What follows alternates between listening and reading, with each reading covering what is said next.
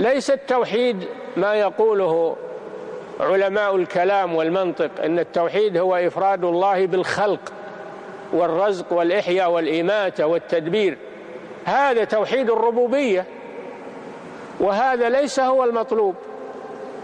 هذا يقر به العالم، حتى المشركون يقرون أن الله هو الخالق الرازق المدبر. قل من يرزقكم من السماوات والأرض أمن يملك السمع والأبصار ومن يخرج الحي من الميت ويخرج الميت من الحي ومن يدبر الأمر فسيقولون الله.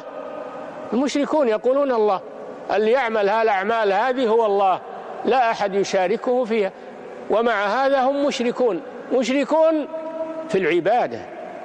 هم موحدون في الربوبية ولكنهم مشركون في العبادة، فيعبدون مع الله غيره. هذا هو الذي بعث الله الرسل للنهي عنه.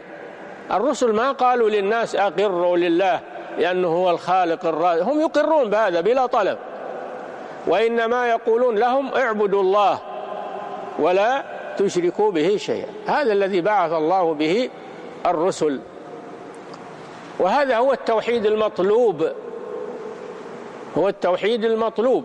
أما لو أقر بتوحيد الربوبية فقط لم ينفعه ذلك، لا، ما نفع المشركين، يقرون بتوحيد الربوبية ولا نفعهم حتى يقروا بتوحيد الألوهية، وهو عبادة الله وحده لا شريك له.